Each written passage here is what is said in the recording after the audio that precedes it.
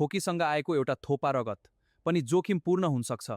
धेरैले फोक्सोकै समस्या होला भनेर सोच्छन्, तर सधैँ फोक्सोकै कारण मात्र नहुन सक्छ। ध्यान दिएर सुन्नुहोस्। नमस्ते, म डाक्टर प्रकाश। यो भिडियो अन्त्यसम्म हेर्नुहोस् र यस्तै स्वास्थ्य सम्बन्धी जानकारीका लागि मलाई फलो गर्नुहोस्। खोकीसँग रगत आउनलाई मेडिकल भाषामा हेमोप्टाइसिस भनिन्छ। यसको कारण क्षयरोग, फोक्सोको संक्रमण, फोक्सोको क्यान्सर, ब्रोन्किएक्टेसिस वा फोक्सोको रक्तनलीमा रगत जम्ने समस्या हुन सक्छ। तर अचम्मको कुरा के छ भने कहिलेकाहीँ रगत फोक्सोबाट नभई नाक, घाँटी, मुख वा पेटबाट आएर खोकीसँग आएको जस्तो पनि देखिन सक्छ। कहिलेकाहीँ समस्या फोक्सोमा होइन, मुटुको एउटा भल्भमा हुन्छ, जसलाई माइट्रल स्टेनोसिस भनिन्छ। जब मुटुको मिट्रल भ्याल्भ साँघुरो हुन्छ, फोक्सोबाट मुटुतर्फ जाने रगत अड्किन थाल्छ। यसले फोक्सोका रक्तनलीहरूमा दबाव अत्यधिक बढाउँछ।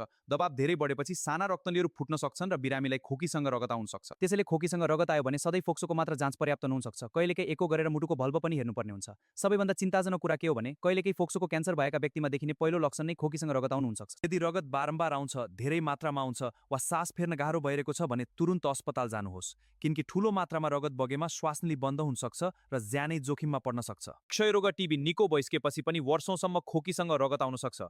खोकीसँग आएको एउटा थोपा रगत पनि कहिलेकाहीँ गम्भीर रोगको पहिलो संकेत हुन सक्छ। त्यसलाई सामान्य ठानेर बेवास्ता नगर्नुहोस्।